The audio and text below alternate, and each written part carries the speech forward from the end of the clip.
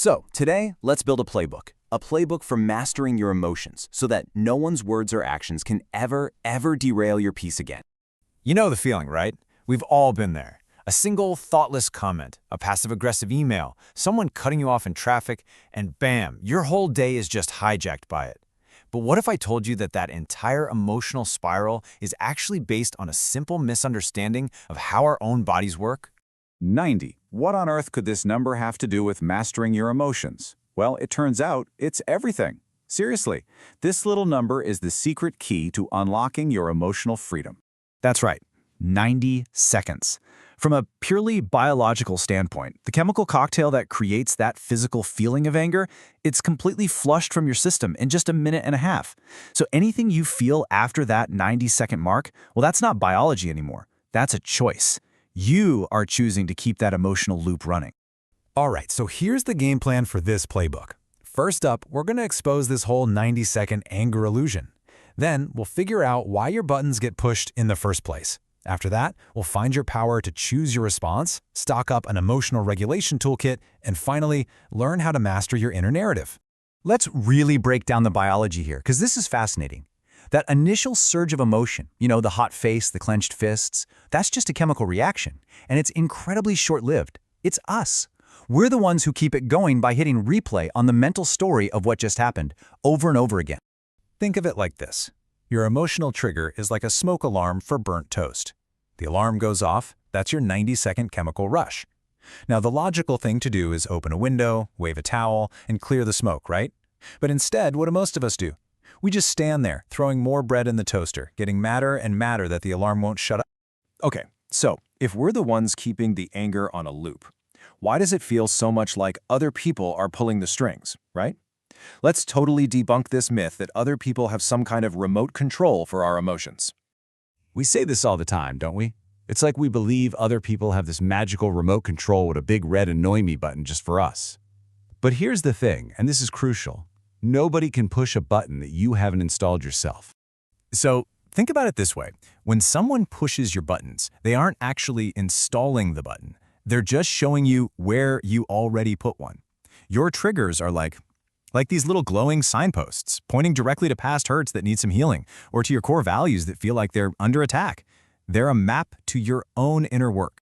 It's so important to get this. Anger is almost never the real emotion. It's the bodyguard. It's this big, tough-looking security guard you hire to stand at the door and protect the much softer, much more vulnerable feelings inside, like the hurt of feeling ignored, the fear of not being good enough, or the shame of making a mistake. Okay, so how do we actually do this? How do we reclaim that power in the moment? If we're not helpless remote controls, then that means we've got to be the ones in the driver's seat, right? This idea, which is often credited to the incredible psychiatrist and Holocaust survivor Viktor Frankl, is an absolute game changer. I mean, think about it. No matter what happens to you, there's always this tiny little gap, a space, before you react. And in that space, that's where your freedom lives. That's our superpower. Let's make this super practical. The stimulus hits. That annoying email lands in your inbox. Your body gets that 90-second chemical flood. But right here, before your fingers even touch the keyboard, there it is, the pause. That is your point of power. Most of us just blow right past it and jump straight to the knee-jerk reaction. The whole goal here is to learn to live in that pause. So, okay, how do you actually find this magical pause? You activate what's called your observing self. It's simpler than it sounds. Instead of being the anger, you just notice it. You watch the feeling rise inside you, almost like you're watching a storm cloud roll in on the horizon. You can literally say to yourself, interesting, I am observing the sensation of annoyance rising in my chest. That tiny bit of distance gives you back the power of choice. All right, let's get practical. I mean, theory is great, but we need tools we can actually use when we're in the heat of the moment. So let's stock up our toolkit with 3 really powerful strategies you can start using, like today. First up, the reframe. This one is huge. Instead of seeing a difficult person as a roadblock to your peace, see them as your own personal trainer for emotional fitness. That boss who's always criticizing, your resilience coach. That friend who complains all the time, they're giving you a masterclass in setting boundaries. This simple shift turns them from an enemy into an instructor. Second, let's talk boundaries. Now, a lot of people get this wrong. They think boundaries are these giant walls you build to keep everyone out. Nope. A healthy boundary is a gate, and guess who's the gatekeeper? You are.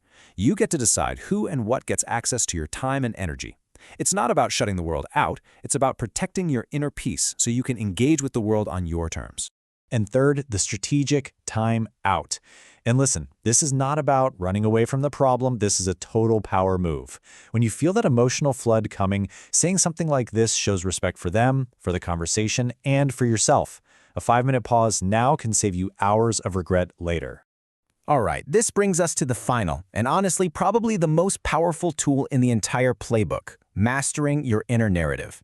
Because here's the secret. We don't live in reality. We live in the story we tell ourselves about reality. Just look at how this works. The event is totally neutral, a short email from your boss. That's it. But the story you wrap around it, that creates your entire emotional world. The automatic story, the first one, spirals you into anxiety and self-doubt. But a second, more empowering story, well, that makes you feel trusted and capable. See? The event never changed. You changed everything by choosing a better story. So here's your action plan, your cheat sheet. Remember the 90-second rule. It's just chemicals. Dig underneath the anger and find what's really going on. Practice that pause to find your power. Reframe difficult people as your personal trainers. And always, always choose the story that empowers you. And that leaves us with one last, really important question to chew on. Seriously, think about this. If you could actually do this stuff, if you were no longer emotionally hijacked by things outside of your control, who would you be? What could you accomplish with that kind